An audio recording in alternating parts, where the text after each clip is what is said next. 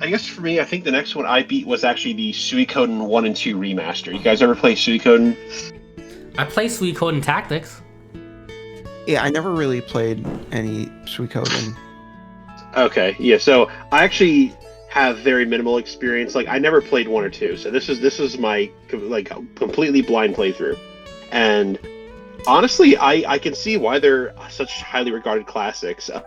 The first one definitely has not aged gracefully in a lot of ways, but overall, I enjoyed it. I like the thing about the first one is that the pacing of the plot is very quick. It's like all killer, no filler, Mhm. go go go go.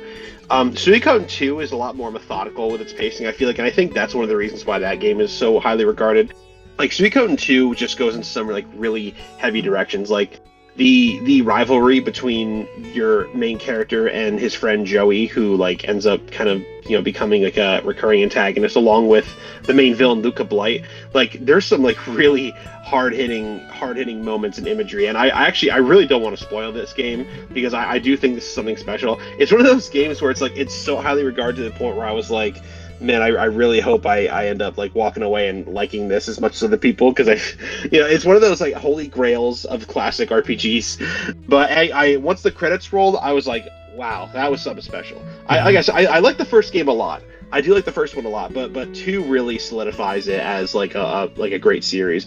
They do share like a similar gameplay loop overall. Like they have a pretty much identical battle system for the most part. They have like a runes, like you use runes to cast magic spells instead of just like having a traditional MP bar. It's kind of like, I guess you could say it's kind of like materia. You equip them on your characters and gives you different spells. The most interesting part of the gameplay that's pretty well known is the character recruitment system. Almost any NPC with a portrait can be recruited, and they could do like they could either join your party in battle or they could assist in your home base. So like in every Suikoden game, all of them, all five of them, you end up like building a castle, and then it starts to fill out more and more the more NPCs you recruit. Sometimes they can open up shops, they can upgrade your weapons, they can there was one, I think it was the first one where there's this like little mini game you can play, and it is very luck based, but if the luck is in your favor you can get like tons of cash. So I definitely cheesed that. I definitely did some safe scumming, and I got like tons of cash to get like some of the best gear and stuff. But that's always a very satisfying thing. Like it actually never gets old. Even when I start Suikoden 2 and I could tell I was going to go into like the same gameplay loop about like building a castle, I still had that same feeling of satisfaction because you don't have to get all the characters. Like you can miss a lot. There's only a handful that are mandatory throughout the course of the main story. So like I didn't use a guide for some of the characters. I use a guide because some of them are kind of cryptic. But I just found myself having this immense gratification every time I go up to the different floors of my castle and seeing all these different NPCs that I recruited and doing all different kinds of things. And yeah, and like it's a story about war, it's about death, characters die. It's very bloody. More specifically in Suikoden 2. Suikoden 1, it has its hard hitting moments, but it's definitely not as gritty as like Suikoden 2. Suikoden 2 is basically, yeah, this game's about war, and we're gonna make you know it because like there's just some like really messed up like the main villain is one of the most like detestable pieces of shit I've ever for a game. He is like on par with like Kefka from Final Fantasy VI. That's how despicable this guy is, and he does some of the most heinous shit I've ever seen.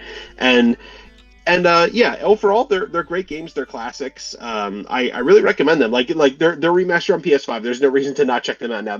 It's funny because the quality of life improvements in the remaster are a little weird. Like so they added an autosave feature, right? Yeah, so get this. This one is really weird. So they have an autosave feature. Sounds nice, except the autosave only activates when you enter a room with a save point in it. So what the fuck is the point of that? Okay, yeah, that's dumb.